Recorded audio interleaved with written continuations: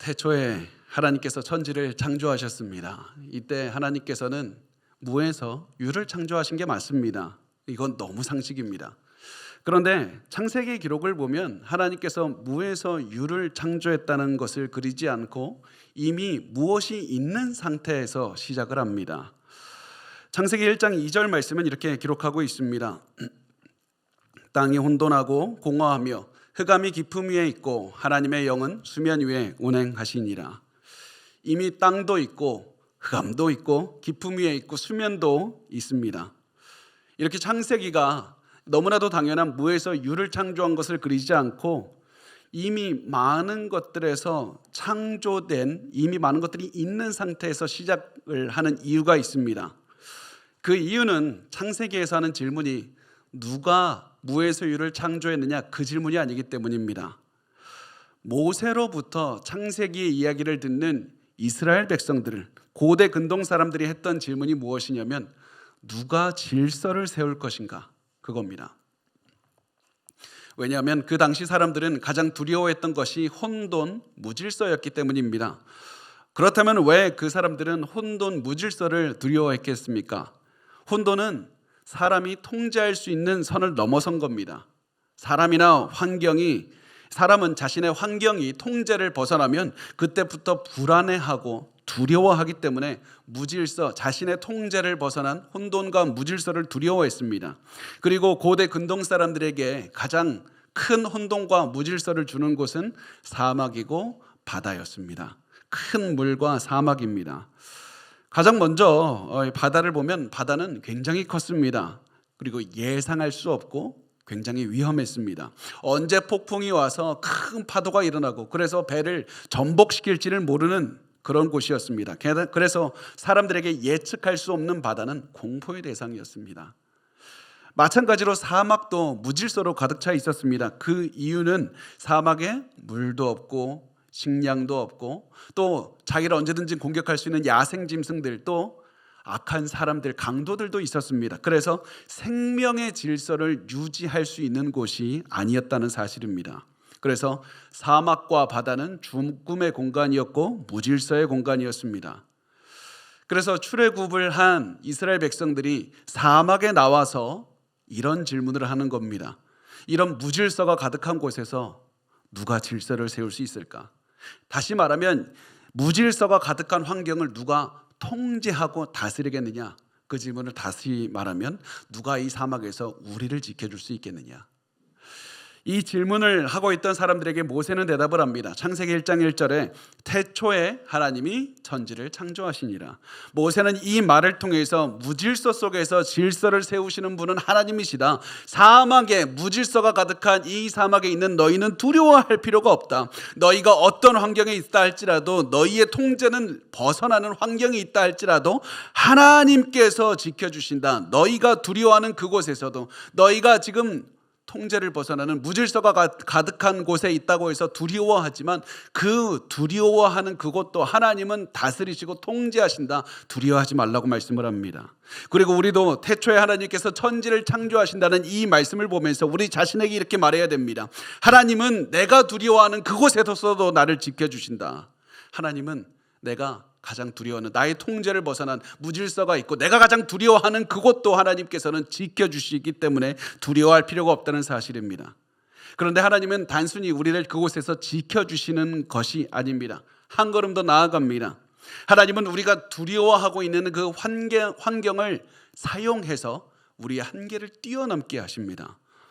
지금 우리의 고난을 사용해서 우리가 정말 가고 싶어 하시는 그 고난을 사용해서 우리를 더욱더 한계를 뛰어넘어서 살아가게 하신다는 겁니다.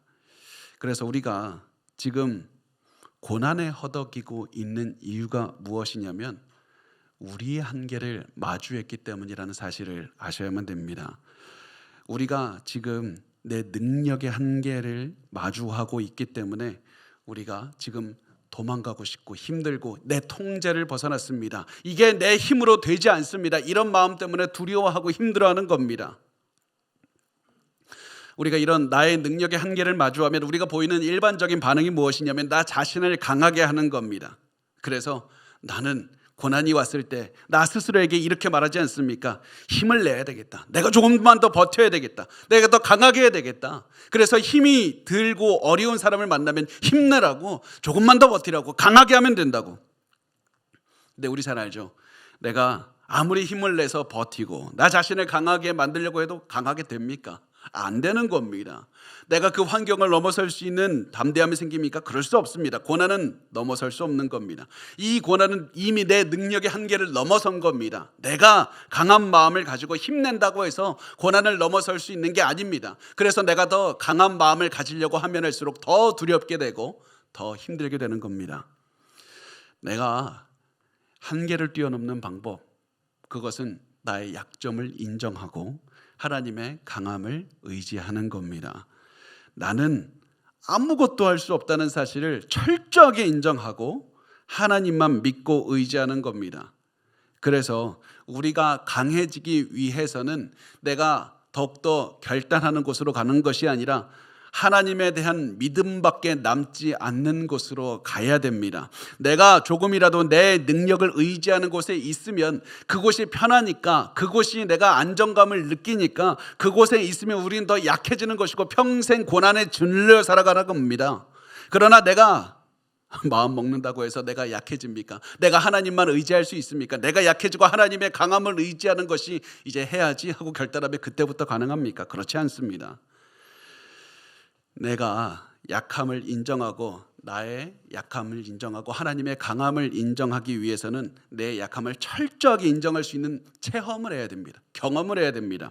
완전히 거기서 하나님께 두 손 들고 나 할 수 없다고 그렇게 고백하는 체험을 할 수 있어야만 됩니다. 그래서 하나님께서는 우리를 하나님에 대한 믿음만 있는 곳으로 이끌기 위해서 우리를 우리의 사막, 우리의 바다로 이끄시는 겁니다. 내가 가장 두려워하는 곳, 나의 통제가 전혀 되지 않는 곳, 내가 불안하게 여기는 곳, 내 능력으로는 통제가 불가능한 곳으로 하나님께서는 그곳으로 이끄시는 겁니다. 그리고 하나님은 그 사막과 바다에서 나의 모든, 내가 지금까지 믿던 것들이 다 한번 테스트하게 하시고 다 무너지는 것을 직접 체험하게 하십니다. 내가 가장 두려워하는 환경에 가면 그동안에 내가 인식하지 못했지만 내 마음속 깊은 곳에서부터 의지하고 있었던 것이 하나둘씩 다 드러나기 시작합니다. 그리고 그 모든 것들을 의지하는 마음들이 다 테스트되어 보고 결국에서는 이 모든 고난에서 나를 지켜줄 수 없다는 것이 증명이 돼서 하나씩 아웃이 되는 겁니다. 그것은 정말 고통스러운 경험입니다. 정말 힘든 겁니다. 내가 의지하는 것들이 하나씩 틀렸다는 것을 증명이 될 때 그 경험은 정말 하고 싶지 않은 경험입니다. 그래서 우리는 사막과 바다와 같은 고난을 두려워하는 겁니다. 내가 상황을 통제하고 있다고 착각하게 만들었던 그 모든 것들이 다 무너지게 되기 때문에 우리는 사막과 바다를 힘들어하는 겁니다. 우리가 사람을 의지하지 않고 있다고 생각을 했는데 고난 가보니까 내 마음속 깊은 곳에서부터 사람을 의지하는 마음이 있었고 내 가정, 내 자녀들이 무너질까 봐 두려워하는 마음을 가지고 있었고 내 환경이 무너질까 봐 두려워하는 마음들이 있었다는 것을 몰랐지만 두려움 환경, 바다와 사막 가운데 가면 모든 것이 드러나는 겁니다. 그래서 이 모든 것들, 내가 의지하고 있었던 그 모든 것들을 빨리 무너뜨려야 하나님만 의지할 수 있고 나의 한계를 극복하고 고난을 이겨낼 수가 있는 겁니다. 그래서 하나님께서는 우리가 가장 통제할 수 없는 환경, 우리만의 바다와 우리만의 사막으로 이끄셔서 하나님 한 분만 붙잡기를 원하십니다. 그리고 우리가 하나님만 의지하는 바로 그때 나의 약함을 인정하고 하나님만 붙잡는 그때 우리는 그때 비로소 강해지는 것이고 어떠한 고난도 넘어서게 되는 겁니다. 내가 도저히 이해할 수 없는 시련이 찾아오고 자녀가 나를 실망시키고 죽음과 질병의 위협이 우리를 집어삼키려고 하고 사업의 실패가 찾아오고 사람들이 우리를 외면할 때 그래서 우리 손에 붙잡을 수 있는 게 지푸라기 하나도 없을 때 그때 무엇을 해야 되냐면 나의 약함을 확실하게 인정하고 하나님의 강함만 인정해야 되는 겁니다. 그것이 오늘 우리가 나누는 본문에서 제자들이 경험했던 것이었습니다. 예수님만 의지하면 된다. 예수님만 의지하면 된다는 그 교훈을 배웠고 그 이야기는 오늘 이렇게 시작이 됩니다. 요한복음 6장 16절에서 17절 말씀에 우리 같이 읽겠습니다. 시작. 저물매 제자들이 바다에 내려가서 배를 타고 바다를 건너 가버나움으로 가는데 이미 어두웠고 예수는 아직 그들에게 오시지 아니하셨더니. 아멘. 예수님께서 제자들에게 배 타고 바다를 건너서 가버나움으로 가라고 말씀을 하셨습니다. 사실 요한복음은 이 일에 대해서 굉장히 간단하게 기록하지만 마태복음, 같은 사건을 기록하고 있는 마태복음은 조금 더 길게 자세하게 기술합니다. 마태복음 14장 22절에서 23절은 말씀을 합니다. 예수께서 즉시 제자들을 재촉하사 자기가 무리를 보내는 동안에 배를 타고 앞서 건너편으로 가게 하시고 무리를 보내신 후에 기도하러 따로 산에 올라가시니라. 저물매 거기에 혼자 계시더니. 예수님은 기도하러 산에 올라가셨고 제자들을 바다로 보내셨습니다. 제자들은 바다에서 예수님이 오기를 기다렸지만은 아무리 기다려도 예수님이 오지 않으니까 그냥 자기들끼리 배를 띄워서 가버나움으로 출발을 합니다. 제자들이 다시 한번 말씀드리지만 예수님을 기다리지 않고 자기들끼리 출발했던 이유는 예수님이 가라고 명령하셨기 때문입니다. 예수님이 재촉하셨습니다. 가라고 하셨습니다. 그래서 제자들은 예수님의 말씀에 순종해서 바다를 건너고 있었습니다. 그리고 예수님의 말씀에 순종하는 것은 제자들에게 그렇게 큰 어려운 게 아니었습니다. 왜냐하면 제자들 중에 어부들이 있었기 때문에 그렇습니다.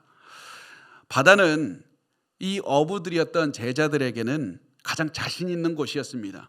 내가 할 수 있는 곳이었습니다. 그래서 제자들은 예수님의 말씀에 순종해서 배를 타고 가버나움으로 출발했는데 곧 자기의 통제를 벗어난 환경, 내가 가장 두려워하는 환경으로 가게 됩니다. 요한복음 6장 18절에 말씀을 합니다. 큰 바람이 불어 파도가 일어나더라. 갑자기 강한 바람이 불고 바다가 요동치기 시작합니다. 제자들은 이미 어부니까 어렸을 때부터 이 바다 근처에서 살았으니까 바다의 폭풍을 만난 적도 있었을 겁니다. 그런데 이번 폭풍은 달랐습니다. 너무나도 컸습니다. 사방은 큰 바람으로 인해서 큰 파도가 쳤고 배는 감당할 수 없을 정도로 계속 흔들거리다가 파도가 계속 쳐서 배 안으로 들어오는, 말 그대로 지금 혼돈 그 자체였습니다. 그래서 제자들은 두려움이 마음에 가득했습니다. 제자들은 이 상황을 벗어나기 위해서 열심히 노를 저었습니다. 그런데 헛수고였습니다. 맞바람이 심하게 부니까 도저히 앞으로 가려고 해도 전진할 수가 없었습니다. 이들이 배를 타고 출발한 지가 해가 질 때였는데 그때부터 새벽 서너 시, 5시, 6시까지 이 시간까지 이들은 앞으로 가기 위해서 사투를 벌였습니다. 밤새 노를 저었습니다. 그런데 겨우 5km 왔습니다. 아무리 노를 저어도 앞으로 가지를 못하고 이대로 있다간 죽는 것 같아서 너무 무서웠습니다. 계속 노를 저었기 때문에 손에는 물집이 계속 잡혔고 온몸에 이 근육통이 와서 이 도저히 온몸이 아파서 견딜 수가 없었을 겁니다. 그런데 아무리 물집이 잡히게 노를 젓는다 한들 앞으로 가지 못하고 노력해도 빠져나갈 탈출구가 보이질 않았습니다. 우리가 더 이야기를 진행하기 전에 반드시 기억해야 될 게 있습니다. 이들이 폭풍을 만나서 고생하는 이유가 죄를 지었기 때문이 아니라 예수님의 말씀에 순종했기 때문이라는 사실입니다. 예수님이 배를 타고 가버나움으로 가라고 재촉하셨기 때문에 그 말씀에 순종하다가 이렇게 큰 고난을 당하게 된 겁니다. 우리가 예수님의 말씀에 순종한다고 해서 모든 일이 잘 되는 것은 아니라는 사실을 아셔야만 됩니다. 엄청나게 큰 크기의 큰 고난을 겪는다고 해도 큰 고난을 겪는다고 해도 그것이 내가 큰 죄를 졌다는 의미도 아니고 오히려 예수님께 순종했기 때문에 고난을 당할 때도 있는 겁니다. 그러면 하나님 왜 이런 고난 당하시게 하십니까? 그 이유는 우리가 하나님께서 고난을 체험하게 하셔서 우리를 하나님이 원하시는 곳으로 이끌길 원하시기 때문입니다. 하나님은 고난이라는 도구를 사용하셔서 우리가 한계를 뛰어넘어 하나님을 더욱더 의지할 수 있기를 원하시기 때문에 그렇습니다. 고난은 도구에 지나지 않는 겁니다. 자, 그래서 이제 중요한 것은 고난이 왔을 때 순종해도 고난이 올 수 있고 죄를 지어도 고난이 올 수 있다면 이제 중요한 게 무엇이냐면 고난이 왔을 때 우리는 어떻게 반응해야 하는가. 분명히 하나님의 뜻을 실천하고 있는데 우리가 더 힘들고 두려운 마치 바다와 같은 환경으로 갈 수가 있습니다. 이때 우리가 어떻게 해야 됩니까? 사람들이 일반적으로 보이는 반응은 발버둥 치는 겁니다. 이를 악물고 앞으로 나아가려고 하는 겁니다. 내가 있는 환경에서 더욱 열심히 하는 겁니다. 그런데 우리가 이렇게 발버둥 쳐봤자 아무것도 안 되는 거 알지 않습니까? 그래서 이렇게 발버둥 치는 사람일수록 더 빨리 지치게 되고 포기한다고, 나 안 한다고 좌절하고 그만 떠나가게 되는 겁니다. 이게 여러분의 모습 아닙니까?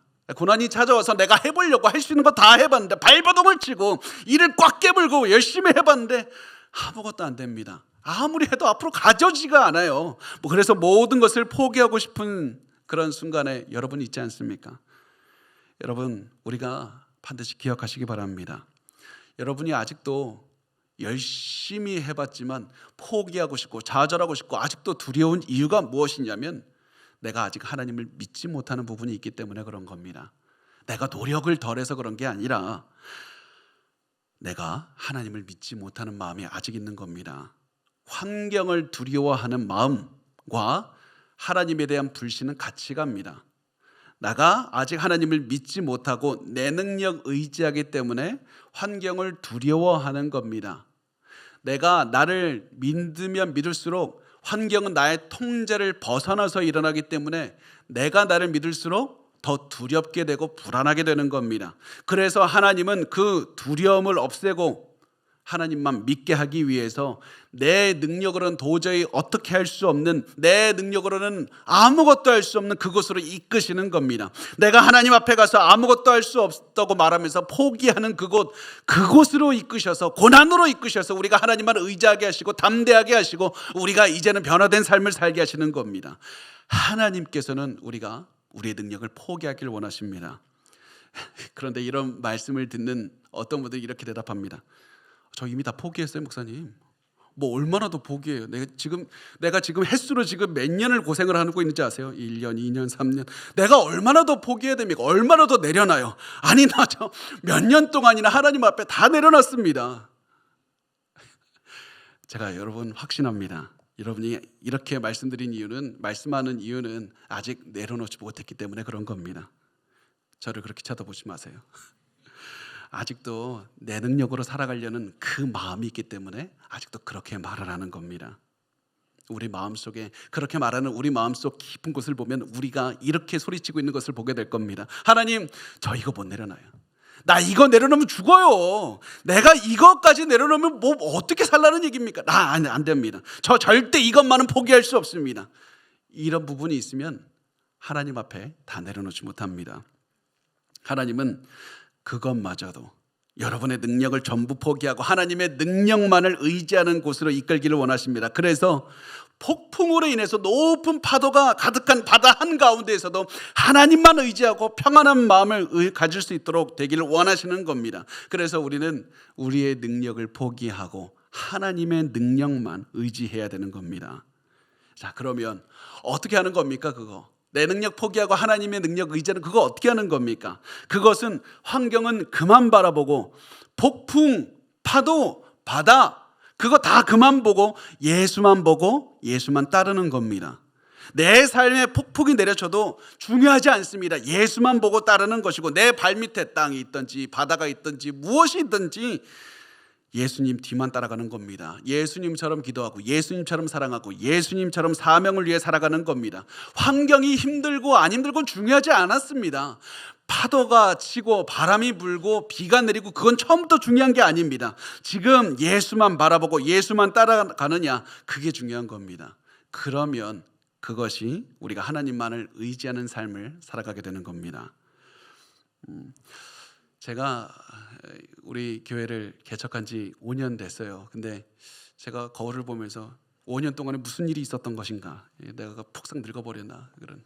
근데 제가 보면 어렸을 때부터 나이가 들면 너의 나이를 찾아갈 것이다, 그 얘기를 벌써 몇십 년을 듣고 있는데 언젠가 뭐 이게 이루어지겠죠.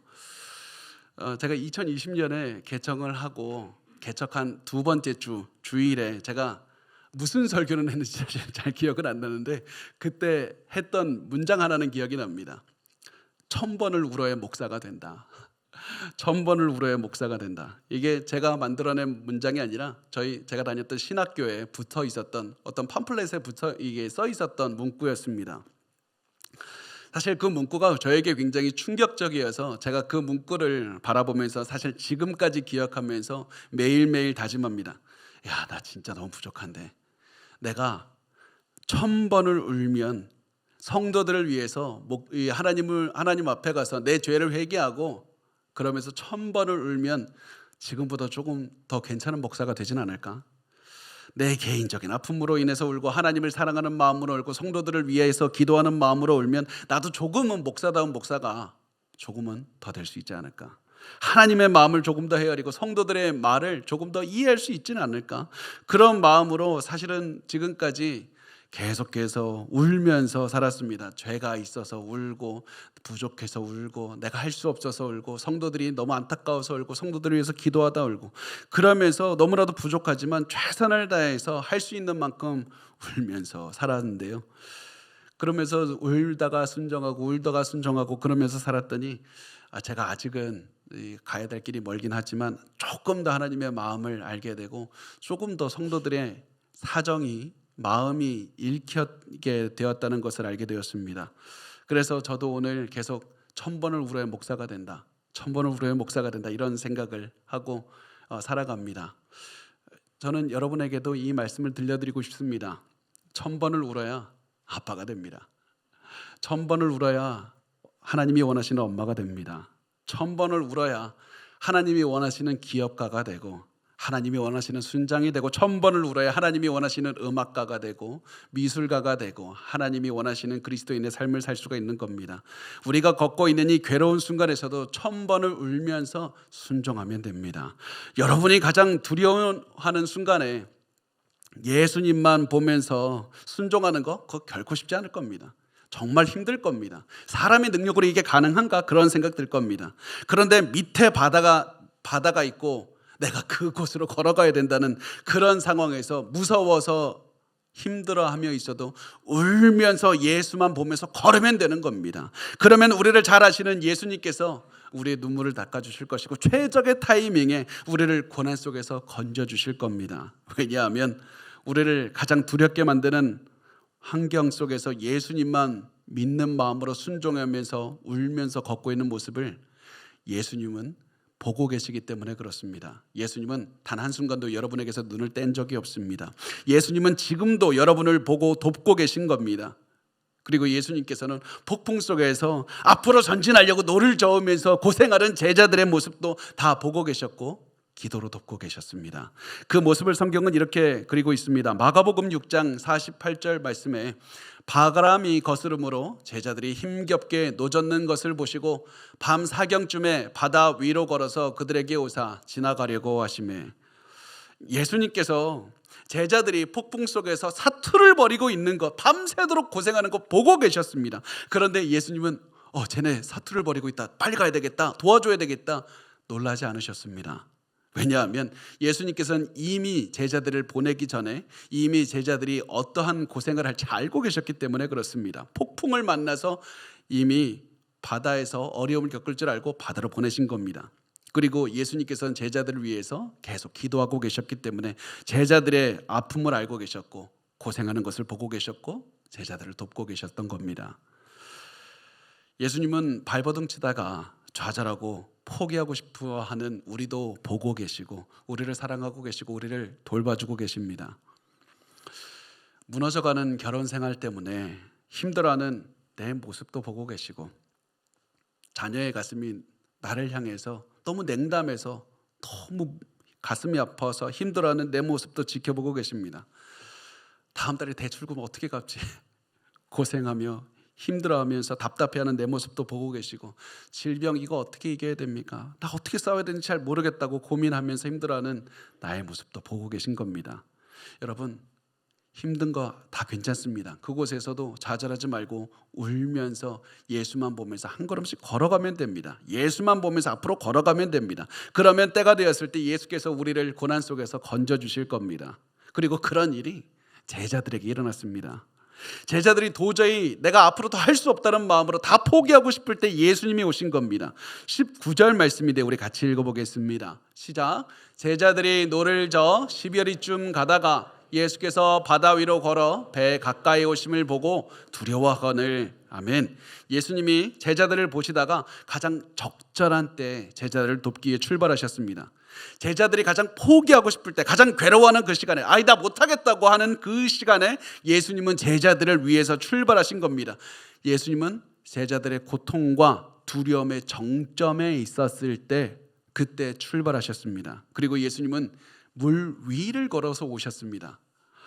왜냐하면 제자들은 이 물 때문에, 바다 때문에 생명을 잃을 공포를 가지고 있었기 때문입니다. 제자들은 가장 바다가 두려웠고 예수님은 그것 때문에 바다를 밟으면서 오셨던 겁니다. 왜냐하면 예수님은 제자들이 두려워하는 혼돈을 정복하시고 다스리시는 분이기 때문에 그렇습니다. 그래서 예수님께서는 그 바다를 밟으면서 제자들에게 오셨고, 그 예수님은 우리가 가장 두려워하는 것도 지금 밟고 계시는 겁니다. 예수님께서는 여러분이 두려워하는 것도 통치하시고 온 세상을 통치하시는 분이라는 사실입니다. 그런데 평상시에는 예수님이 통치하시는 거 알겠습니다. 근데 그게 머리로만 합니다. 가슴으로는 모릅니다. 가슴으로 언제 알게 되냐면 우리가 두려워하는 상황이 오면, 그리고 그 상황을 예수님이 넘어가게 해주시면 그때 비로소 가슴으로 예수가 통치한다는 사실을 믿게 되는 겁니다.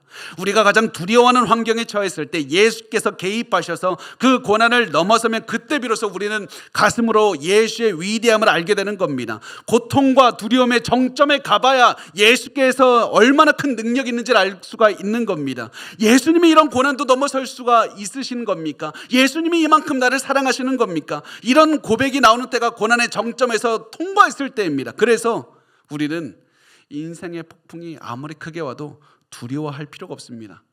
예수님은 우리의 고난의 정점, 두려움의 정점에 있을 때 그때 모든 것을 뛰어넘게 해주시기 때문에 그렇습니다. 그런데 예수님께서 제자들을 도우러 오셨는데 제자들은 예수님이 물 위를 건너 오시는 것을 오는 모습을 본 제자들은 너무 무서웠습니다. 유령 아니야? 예수님이 유령이라고 생각해서 어떡해! 라면서 소리 질렀습니다. 왜 제자들이 예수님 왜 잊어보셨어요? 얼마나 기다려, 지금 시간이 몇 시인데 지금 기다리느라 지쳤습니다, 이런 얘기 안 하고 귀신이라 이렇게 소리쳤던 이유가 뭐겠습니까? 그 이유는 예수님이 오신다는 기대를 하지 않았기 때문입니다.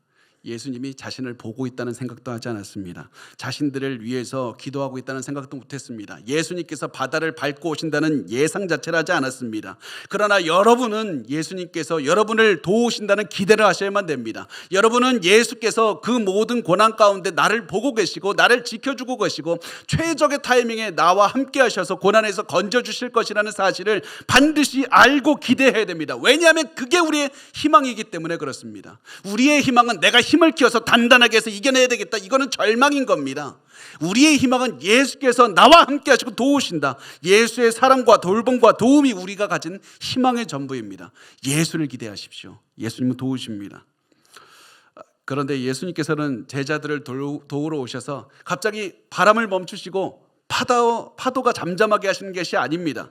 오히려 예수님께서는 제자들이 예상하지 못한 말씀을 하셨습니다. 요한복음 6장 20절에 이르시되 내니 두려워하지 말라 하신대. 내니 두려워하지 말라. 내니, 이 말은 나다, 나는 나다 이 말이고, 나는 나다 이 말은 헬라어로 에고 에임이란 뜻이고, 구약에서는 야훼 하나님을 지칭하는 말입니다. 이 말이 왜 중요하냐면 구약에서 하나님께서 모세에게 사막 한가운데에서 있었던 모세, 그리고 이스라엘 백성들을 이끌고 사막으로 나가야 되는 모세에게 하나님께서 스스로 드러내셨던 이름이 야훼, 에고임이 나는 나다 이거였습니다. 출애굽기 3장 14절에 하나님이 모세에게 이르시되 나는 스스로 있는 자니라, 나는 스스로 있는 자니라. 이 말씀을 사막으로 백성들을 이끌어야 되는 모세에게 해주셨고, 지금 바다, 질서가 가득한 바다 위에서 두려워하고 있는 제자들에게 예수님이 하고 계시는 겁니다. 왜 이 이름을 하십니까? 왜냐하면 예수님은 제자들이 두려움 앞에서 예수님을 믿고 고난을 넘어서기를 원하셨기 때문에 그렇습니다. 단지 이 고난이 지나가는 게 중요한 게 아닙니다. 바다가 잠잠해지는 그게 뭐가 중요합니까? 가버나움으로 도착하는 거 그게 중요한 게 아닙니다. 나를 두렵게 만드는 고난을 통과해서 예수를 더욱 믿는 게 중요한 겁니다. 예수를 더욱 신뢰하고 나를 더욱더 나를 의지하지 않는 게 중요한 겁니다. 그것이 고난을 통과하는 목적입니다. 우리도 고난이 있지 않습니까? 단지 고난이 사라지는 것보다 더 중요한 것은 우리가 그 고난을 통해 예수를 믿는 겁니다.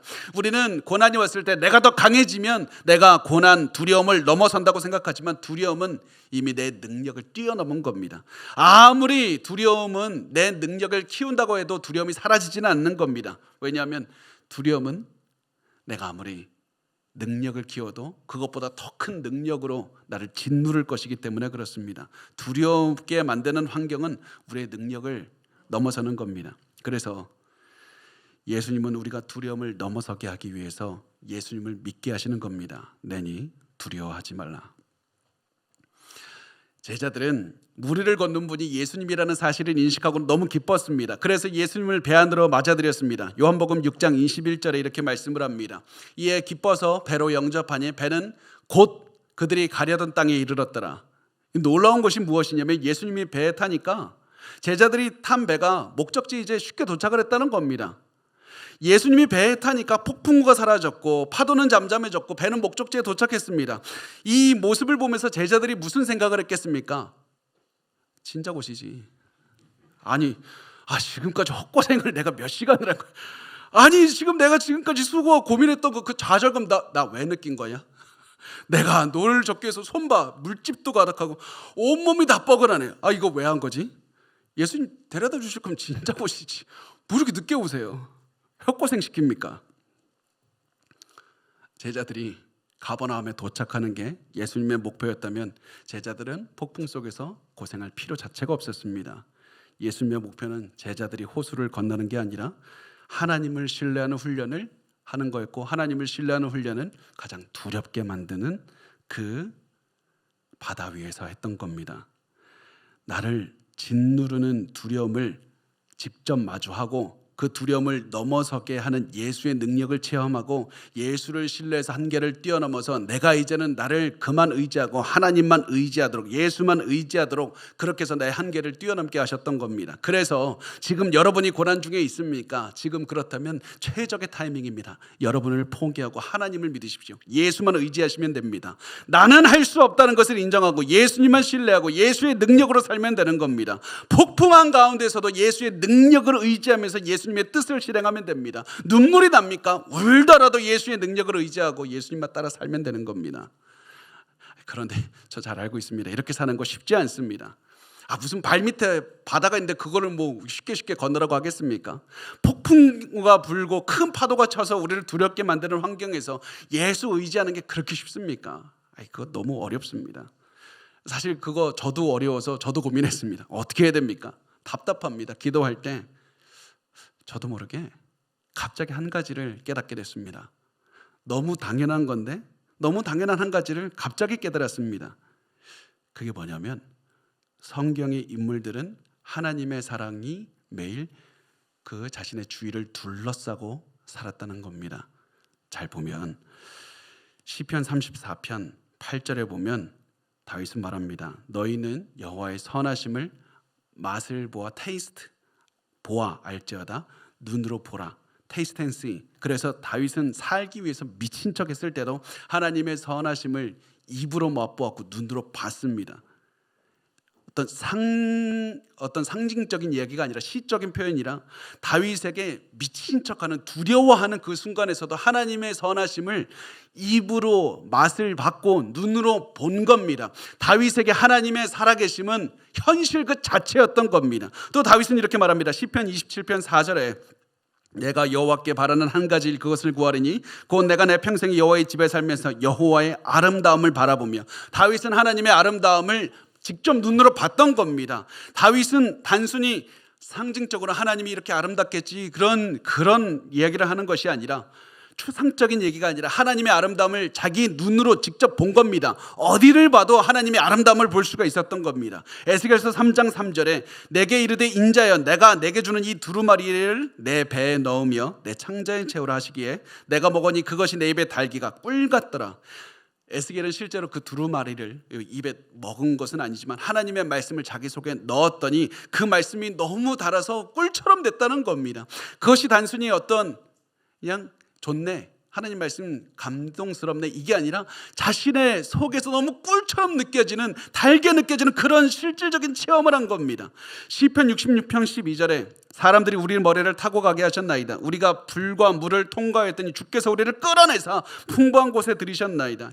시편 기자는 고난이 너무 심하니까 뜨거운 불에 들어간 것과 같고 큰 물속에 들어간 것과 같았습니다. 죽을 것 같았습니다. 그런데 하나님께서 구원을 베풀어 주셨고 끌어내 주셨습니다. 이 사람들은 모두 하나님의 사랑과 능력을 실제로 체험한 겁니다. 상상하고 느끼고 추상적으로 알았던 것이 아니라 눈에 보이는 것마다 하나님의 사랑을 받고 만지는 것마다 하나님의 능력을 체험했고 자신이 입으로 먹는 것도 하나님의 주시는 그 능력을, 그 하나님의 말씀의 능력이 자신의 배 가운데 있고 모든 생각 가운데 있고 자신의 걷는 땅이 하나님의 땅이었고 만지는 것이 하나님의 것이었던 겁니다. 그래서 이 사람들은 하나님의 사랑을 매일 현실 안에서 체험했습니다. 하나님의 사랑을 이 사람들에게 너무나도 평범하게 있어서 이 사람들에게 매일 보았던 것이고 맛을 보았던 것이고 손으로 만졌던 것이고 냄새로 맡을 수가 있었던 겁니다. 그래서 존 파이퍼 목사님은 이렇게 말씀하셨습니다. 우리 모든 그리스도인은 하나님의 사랑을 논리가 아니라 경험으로 알고 있습니다. 하나님의 사랑이 그냥 나를 사랑하시겠지 이게 아니라 추상적인 생각이 아니라 매일 나를 먹이고 입히는 그것을 통해서 알 수 있다는 겁니다.